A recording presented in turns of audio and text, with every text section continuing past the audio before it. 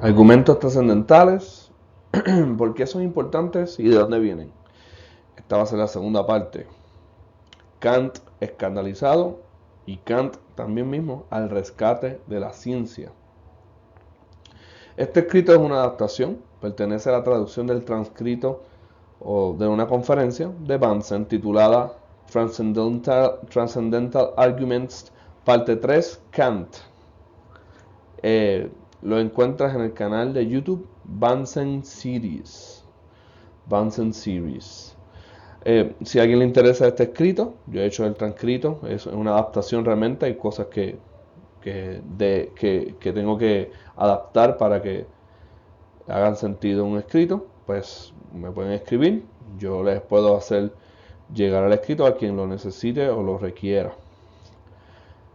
Bueno, continuando con esta serie, eh, hasta lo anterior, el video anterior, la clase anterior o la presentación anterior, realmente podemos observar un patrón, que de lo subjetivo se pasa al escepticismo. En esta ocasión vamos a introducir a Kant para observar la importancia de la argumentación trascendental. Luego buscaremos comprender el uso de Van Til de los trascendentales, el uso que Van Til le dio a la argumentación trascendental.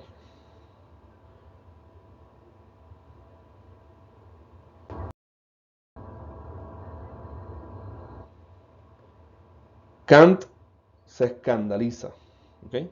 Kant escandalizado. La llamada era de la razón terminó en el subjetivismo y escepticismo. Ya fueras un racionalista o un empirista, tal cosa llevó al colapso de la confianza en la habilidad intelectual del hombre para la objetividad del conocimiento, particularmente del conocimiento objetivo de un modo real ordenado. Ni el racionalista ni el empirista fueron capaces de encontrar un método confiable para conocer, para tener conocimiento. Sucede que había un gran desacuerdo sobre este instrumento llamado razón y lo que esta razón supone que sea. Una cosa es que el mundo incrédulo reclame un culto a la razón, como pasó en la Revolución Francesa con la Sofía, ¿verdad? La diosa razón, y la exalte como bandera del siglo de las luces. Y otra es la razón en el mundo de los filósofos analistas que dicen que quieres decir cuando hablas de razón. Así que hay una diferencia entre adorar la razón y que es la razón como un instrumento de conocimiento. Eso es lo que quiere decir esto que estamos viendo aquí, ¿verdad? Que les estoy trayendo. ¿Okay? Que de hecho, en la Revolución Francesa, Sofía, la diosa razón, fue exaltada como bandera del siglo de las luces. Eh, y eso es muy diferente a la razón en el mundo de la filosofía, ¿verdad? De los analistas, de esos que quieren decir, ¿verdad? Y contestar la pregunta, ¿qué quieres decir cuando hablas de razón? ¿Estás hablando de razón como Spinoza? ¿Verdad? Como él la entendía, o como Leibniz la entendía, o como Locke o Berkeley o Hume. ¿Qué es la razón? En la era de la razón. Eso es lo irónico que trae Bunsen, ¿verdad? Y la pregunta que él hace es buenísima. ¿Qué es la razón en la era de la razón? La razón en la era de la razón parece que no es la misma, no, realmente no es una cosa, es 6, 7, 8, 10 cosas diferentes, de verdad, ¿verdad? Porque estamos hablando de subjetivismo, dependiendo de quién, de Hume, dependiendo de quién, de Spinoza, dependiendo de los revolucionarios. ¿Qué es la razón? En la era de la razón, razón puede significar muchas cosas. Y a Kant le escandalizaba esto. ¿Okay? De hecho, eh, Kant va a agradecer a Hume por haberlo sacado de, él dice, de ese sueño que él tenía dogmático. ¿Okay? Que se asumía. Así, yo sé lo que es la razón, pero ¿Qué es la razón? De repente nos dimos cuenta que la era la razón. La razón es un montón de cosas. ¿Ok? Bien importante.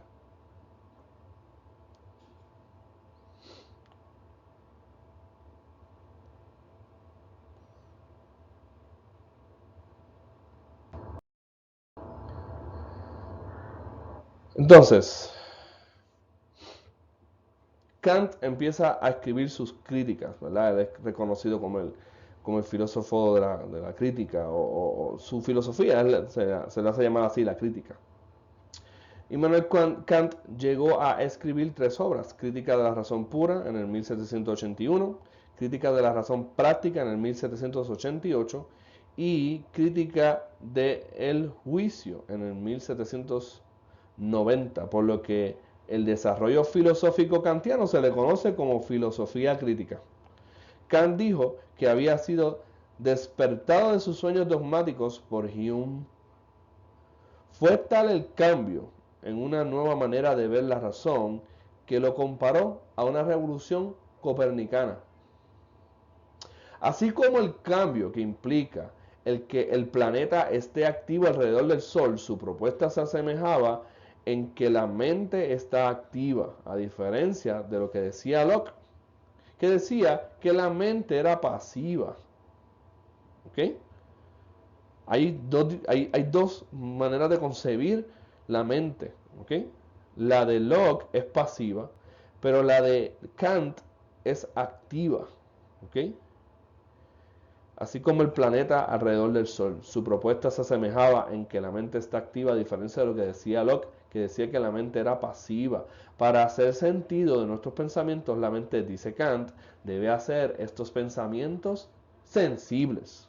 Y no solo sensibles, sino que inteligibles. ¿Ok? No solamente es, sí, yo experimento esto, yo siento esto, yo veo esto, yo siento esto, yo analizo esto, tengo esta cosa, aunque no sepa lo que es, sino que no, Kant dice, no. No solamente es atraparla y, ajá, y ahí queda, sino que activamente la mente la atrapa y la desarrolla, la atrapa y la hace inteligible. ¿Cómo la mente hace esto, Kant? Kant, dinos, ¿verdad? Siempre atribuye a esas sensaciones percibidas predicados de tiempo y espacio. Ok, eso es lo que realmente es la contestación de Kant. Kant, ¿cómo la mente hace eso? Pues la mente, cuando, ¿verdad? Obtiene una sensación de algo, percibe algo, le adjudica predicados de tiempo y espacio. Ah, atrapa esto, como que la mente activamente, entonces dice, no, pues lo pone en un tiempo y en un espacio. Eso es lo que está diciendo acá. La mente impone orden al caos del mundo que encontramos. Claro que esto asume que hay un mundo allá afuera, ¿ok? Todavía no ha probado el mundo afuera, simplemente está probando o tratando de probar, decir, argumentar que la mente hace algo con lo que hay afuera de ella, ¿ok? Y la pone en tiempo y espacio. Pero, ajá, ¿hay algo allá afuera o la mente se lo inventa y también le impone esto, ¿verdad? Esa es una pregunta que le pudieron haber hecho los escépticos. Básicamente dice que hay cosas que en sí mismas no podemos saber nada de ellas. O sea, que no podemos saber nada de la cosa en sí. Es lo que está diciendo. Sabemos nada sobre las cosas, sobre cómo las cosas son en sí mismas. Solo las conocemos en la manera en que las experimentamos. En otras palabras, Kant está diciendo, lo que sabemos realmente no es que conozcamos las cosas que percibimos, las cosas que nuestras sensaciones adquieren, sino que es lo que nosotros experimentamos de esa sensación, es lo que realmente sabemos. Y si sabemos algo, ¿verdad? Porque le imponemos características de tiempo y espacio. Mientras experimentamos las cosas, la mente les impone características temporales y espaciales, imponemos orden en nuestras sensaciones. No solo hacemos que nuestras sensaciones sean sensibles, partes del tiempo y el espacio, también las hacemos inteligibles porque las tenemos que categorizar. O sea que la mente está activa, lo que está diciendo Kant. Y cuando percibe algo, es como una computadora que categoriza las cosas. Pero no es que está conociendo algo, es que está la mente activa con ese algo que estaba afuera. ¿ok?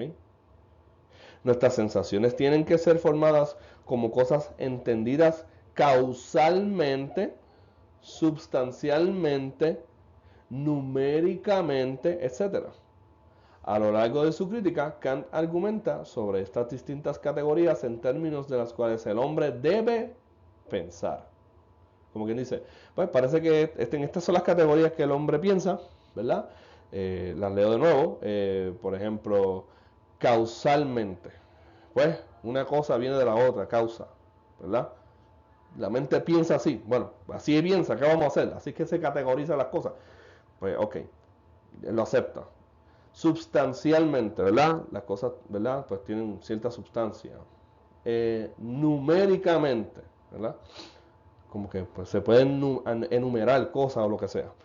Es como que dice, pues, eso es lo que está ahí. La mente hace eso. ¿Okay?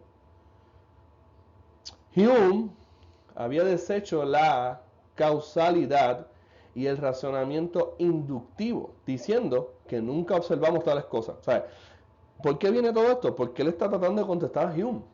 Que Hume decía, bueno, ¿qué es la causa? Yo no sé lo que es una causa, porque yo no la puedo percibir. ¿Verdad? Yo no percibo causa. Yo percibo las cosas. Entonces Kant dice, bueno, sí, tú percibes cosas y le impones causa. Es lo que está diciendo Kant. Y el razonamiento inductivo, o sea, ese pensamiento inductivo, ¿verdad? De ir a los particulares, ir haciendo clasificaciones, ir haciendo, ¿verdad? Este pensamiento científico, diciendo que nunca observamos esas cosas. Eso no observamos, lo que observamos no es eso, lo que observamos es las cosas. Y por eso estaba la pelea o el debate de si eran particulares o eran unidades o universales o, ¿verdad? O el uno, o qué era eso. Okay.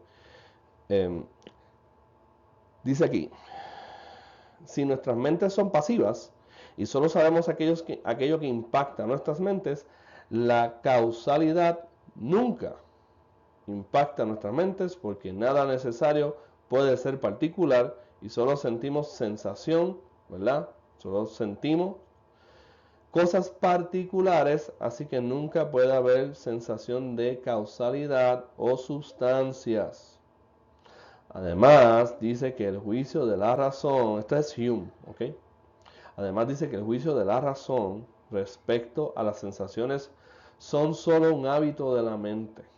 ¿Okay? Es como que sí, Hume tenía la idea de que entonces la mente tenía un hábito de imponerle causa, sustancia a las cosas. ¿Okay? Pero Kant parece que a Kant no le gustaba esto, decía, pues, este tipo terminó con la ciencia, no hay ciencia entonces, ¿verdad? Dice, eh, puedo salvar la ciencia, puedo salvar la causalidad, la sustancia. Ok, Kant, señor Kant, como decía Bunsen. Tiene que escucharlo, es en inglés, pero es buenísimo. Dice, dinos señor Kant, ¿cómo salvará la ciencia, la causalidad, la sustancia? Entonces viene Kant y dice, es un hábito de la mente. Responde el escandalizado pensador. ¿Por qué me río? Porque esa fue la respuesta de Hume. Él está contestando a Hume con la respuesta de Hume. ¿Verdad? Kant toma la desesperada conclusión de Hume y la convierte en la respuesta para el escepticismo del mismo. ¿Verdad? Como que dice, Hume tenía escepticismo y él dijo, pues, la mente impone estas cosas. Y Kant dice, pues, exacto, eso mismo. La mente impone estas cosas. Esa es la contestación, querido Hume, ¿verdad? Hume dice que la única razón por la que llegamos a una conclusión de conexión causal es porque tenemos el hábito de hacerlo. Es un hábito mental. Claro, pero Hume no puede explicar hábitos, dada su visión del hombre. Kant toma esto y dice, bueno, la mente misma impone activamente categorías de causalidad y todo eso. Por esto, cuando hablamos de Dios, si Dios va a ser inteligible para nosotros, los seres humanos, debemos preguntarnos, ¿de dónde viene Dios? ¿Okay? Se parece que Hume lo lleva hasta lo último. Le dice, bueno, esto es la mente impone causa al nivel de que incluso si tenemos que pensar de Dios, que obviamente sabemos que una de las descripciones de Dios en las Escrituras y siempre ha sido que Él no tiene causa, le imponemos causa a Dios y nos tenemos que preguntar, ¿de dónde vino Dios? ¿Verdad? Eso es lo que está diciendo Kant. Que en otras palabras, que la mente funciona así, ya, eso es así, no lo cuestiones. No, no cuestiones cómo funciona la mente. Es lo que está básicamente, bueno, no lo propondría así, ¿verdad? Pero es como suena, ¿verdad? Kant también tiene una porción de su crítica reservada a categorías de Dios, mundo y ser, ¿verdad? El yo. Como tenemos que pensar en términos de sustancia y causa, no podemos sacar conclusiones de estas otras que son nociones limitantes, ¿verdad? Tienen límites, ¿ok? Así que nosotros obligatoriamente tenemos que pensar en términos de sustancia y causa. Es como que dice, bueno, ya que así la mente funciona así, pues no podemos sacar conclusiones de eso. Si la mente funciona así, pues ya. Así es que, por ahí es que, básicamente te está diciendo, por ahí es que empieza la cosa. ¿Ok? Dice, no podemos sacar conclusiones de estas otras que son nociones limitantes. Ese es el límite, hasta ahí llegamos. De ahí para allá no podemos pasar. El único Dios que podría ser inteligible para nosotros tendría que ser un Dios que tiene una causa. Pero sabemos mejor que esto, Dios no tiene un Dios. Así que es una forma de pensar en donde limitamos nuestro razonamiento causal y le llamamos Dios. Pero realmente o inteligiblemente no conocemos o sabemos de Dios. Esa es básicamente la conclusión kantiana de todo esto de la mente. Como que si conocemos a Dios, realmente no conocemos a Dios. Porque nuestra mente no puede conocer algo que se revela como que no tiene causa. Nuestra mente piensa causal, pues si Dios dice que no tiene causa, no podemos conocer a Dios porque no podemos conocer eso, porque tenemos límites. ¿Verdad? La mente tiene esa limitación. ¿Okay? Así que Dios no puede ser conocido como tal, como Dios. Para Kant, Dios es parte del reino noumenal o mental. O sea, Dios es del reino mental. O sea, está en la mente. Dios existe como algo en sí. Y no podemos conocer a Dios, solo podemos conocerlo aparentemente. Y Dios tendría que aparecer en categorías dóciles a nuestra manera de pensar. Nuestra manera de pensar es causal, así que Dios no puede aparecerse a nosotros en forma milagrosa, porque pensar racionalmente sobre cualquier cosa es rechazar milagros. Esas son las conclusiones de Kant, ¿verdad? Pues, nuestra manera de pensar necesita causa.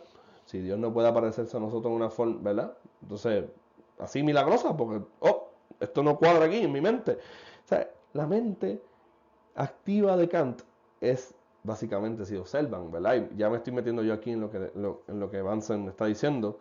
Yo estoy haciendo mi propio comentario. La mente de Kant es el Dios de Kant. Ya van a ver que esa sigue siendo la conclusión de Bansen también, ¿verdad? Dios no puede aparecerse a nosotros en forma milagrosa, porque pensar racionalmente sobre cualquier cosa es rechazar milagros. O sea, vamos a rechazar los milagros porque así no se puede pensar. Así que Dios, pues, no sé, Dios es algo que está en la mente. Todo lo que Kant dice descansa sobre la asunción de que no conocemos el mundo objetivo. Solo conocemos el mundo interno fenomenal, o sea, de la mente, como este es experimentado por nosotros. Y como este mundo está formado por la mente, que lo hace inteligible por la actividad mental, entonces, naturalmente, lo que pensamos es necesario. Aquello que pensamos en términos de categorías es necesario. ¿Necesario por qué? Necesario por hábito psicológico. Básicamente, eso es lo que hay. Tu mente brega así, acéptalo. Contra el racionalismo, todo eso era, ¿verdad? Contestando a Hume y todo esto. Pero contra el racionalismo, Kant dijo que no hay ideas innatas. No puede ser conocido racionalmente aparte de la experiencia, ¿verdad? Nada puede ser conocido si no es por experiencia. La mente no tiene ideas inherentes. En este punto, Kant está en contra de los racionalistas, pero contra los empiristas la mente no es tabula rasa, la mente no es pasiva, sino un agente constructivo o activo. ¿Ok? Lo que sabemos no solo debe ser atribuido a un mundo fuera de nosotros, sino que debe atribuirse a la actividad de la mente que construye un mundo que es inteligible a nosotros. O sea que la mente activa de Kant difiere del racionalista, que era tabula rasa, que la mente, tú naces en blanco y tú se le van metiendo cositas ahí como una libreta. Por esto Kant famosamente decía, y esta cita es bien importante, los pensamientos o conceptos sin contenido son vacíos. Las intuiciones o las percepciones sin conceptos son ciegas. Esa es la cita famosa de Kant. Se ha traducido de muchas formas. Yo les busqué esta, se la vuelvo a leer sin mis paréntesis. Los pensamientos sin contenido son vacíos. Las intuiciones sin conceptos son ciegas. Si solo tenemos percepciones y estas no son hechas inteligibles por los conceptos, estas son ciegas. Pero si solo tenemos conceptos como causalidad, sustancia, etc., y estos no son percibidos, entonces están vacíos. Eso es bien importante. Yo les recomiendo que le den para atrás esto, lo analicen, para que ustedes vean que lo que él está tratando de estar entre medio de estos dos, de este debate que había, ¿verdad? Continentales y los de la isla, como yo le digo, ¿verdad?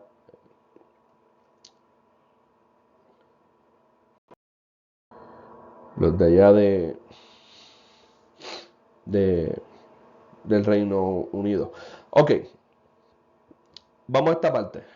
Kant, los argumentos trascendentales al rescate de la ciencia. Vamos a ver qué decía Kant, cómo Kant va a rescatar supuestamente la ciencia. Kant reclamaba haber salvado la ciencia y haber dejado espacio para la fe. ¿Cómo salvó la ciencia Kant? Resucitó el principio de causa. O sea, la causa, Hume la había estusado, como decimos acá, y él la resucita, ¿verdad?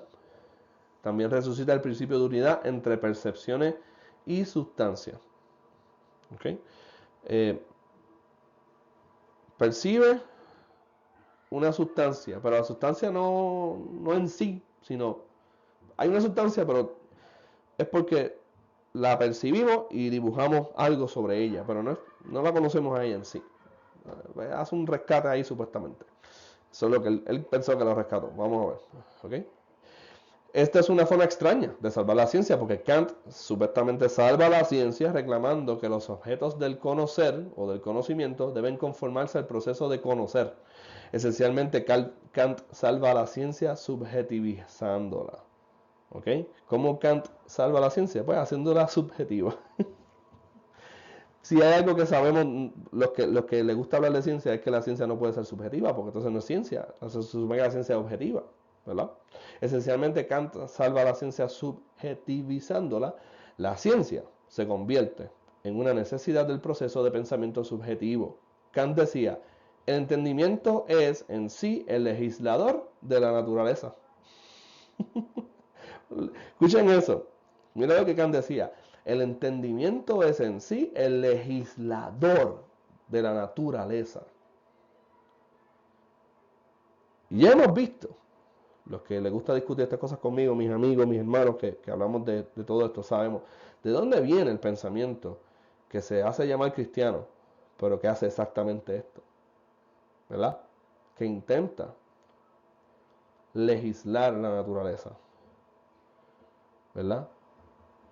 El hombre declarar, el hombre instituir, el hombre, ¿cómo se dice esto? Constituirse, etcétera, ¿verdad? ¿Encontramos leyes naturales? Sí, claro, pero porque el entendimiento impone esas leyes. Kant era metafísicamente agnóstico, no conocía la realidad y aún así sostuvo una seguridad del proceso de conocer y lo hizo al subjetivizarla. Kant no puede ir más allá de lo que llamamos predicamento egocéntrico. que también le dicen el giro inmanentista. ¿Por qué? Porque si él tuviera razón en cómo su mente debe pensar, en cierta manera, eso no demuestra que todas las mentes deben pensar igual. Fíjense eso. Sí, demostraste supuestamente algo, pero ajá, y ahora tienes que demostrar que todas las mentes funcionan igual. Tú has demostrado que la tuya funciona así, ¿verdad? Así que puede que haya pensado que sí probó que toda mente trabaja como él dice, pero realmente no lo hizo. Aún más, él no mostró que si todas las mentes deben pensar de esa forma, los objetos de afuera de la mente deben ser así. Una cosa es decir, ya probé que todas las mentes funcionan así. Ok, y ahora te falta probar que todas las cosas percibidas por todas las mentes son como tú dices que son. Kant llamó su posición idealismo trascendentalista. La razón por la que usa este lenguaje es porque sostenía que un trascendental es aquello que es presupuesto por la experiencia para que ésta sea inteligible, o sea, pueda ser experimentable. La experiencia es automáticamente inteligible para Kant, porque la experiencia es formada por la mente. Fuera del pensamiento kantiano diríamos que algún input a nuestros sentidos es inteligible por ciertas presuposiciones y estas presuposiciones son los trascendentales. El análisis trascendentalista se pregunta cuáles son las precondiciones para la inteligibilidad de la experiencia humana. O preguntado de otra manera, ¿bajo cuáles condiciones es posible hacer sentido del mundo? ¿O bajo cuáles condiciones es posible experimentar racionalmente el mundo? Básicamente, esto es el asunto. Hemos llegado al punto que entonces nos deja saber por qué usamos esto, pero no lo usamos como Kant. ¿Ok? Miren esto. Kant lo que simplemente nos regaló fue argumentar que hay cosas bajo las cuales tú necesitas ya pensar. Sí, es cierto que hay cosas que no se pueden negar, ¿verdad? ¿Cuáles son esas? Por ejemplo, la que usamos mucho en esta presentación. Pensar causalmente. Bueno, Hume, a pesar de que dudaba todo, decía, bueno, pensamos causalmente. Pues parece que la cosa es así. Pensamos así. Kant dijo, sí, exactamente. Pensamos así. Así que esa es la línea, no podemos pasar de ahí. Tenemos que usar causa para poder pensar, para poder armar pensamiento, para poder armar categoría, para poder usar la mente. Hay que pensar así. Es lo que está diciendo Kant. ¿Ves? Pues a eso es lo que se le llama un trascendental. O él le llamó una cosa trascendental, porque tienes que usarla. Punto. Se acabó. Nos guste o no, eso es lo que hay, como decimos acá. Esa es la que hay, como dicen los boricuas. ¿Ok? Y eso sería una presuposición. Ok. Bueno, este episodio o esta lección es la segunda parte, ¿ok? De un transcrito. Este transcrito todavía le falta, me falta casi la mitad del escrito. Voy por partes porque estoy tratando de explicar esto para otros hermanos que a lo mejor sí conocen esto, pero no lo han meditado, ¿ok? Tan profundamente, ¿ok? Quiero saber por qué son importantes los argumentos trascendentales y de dónde vienen. Hoy vimos algo de eso, ¿verdad? En parte vienen porque Kant quería responder a las objeciones que lo llevaron a decir, ¿verdad? Al siglo de las luces, que la razón es cualquier cosa, ¿verdad? ¿Ok?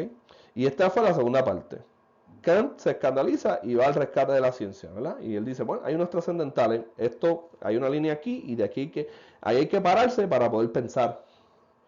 Y en ese sentido, hasta ahí podemos decir, sí, Kant, ahí tienes un punto.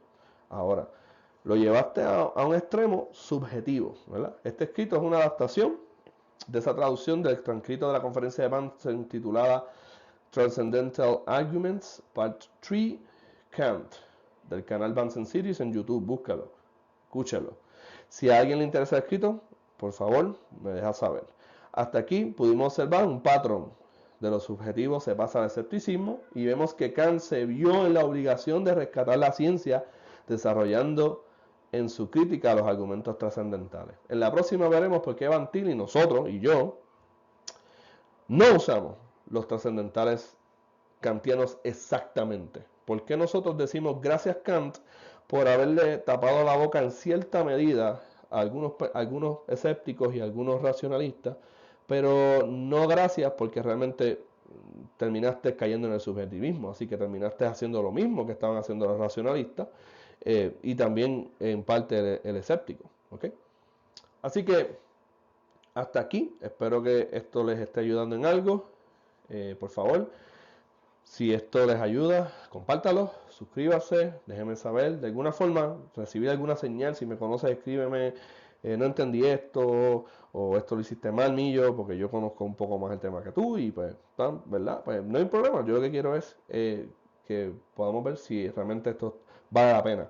Para mí vale la pena, por eso es que lo comparto, pero aún así, pues, si vale la pena continuar con cosas parecidas, ¿verdad? Si continúo con la lección completa, o mejor dicho, sí, es una lección, con el transcrito completo, o si hay que picarlo más, hay que explicarlo mejor, lo que sea. También voy a tratar de ver si después, cuando termine esto, pues entonces tengo algunos invitados que me ayuden a explicar algunos de estos puntos, si es que ustedes me los dejan saber.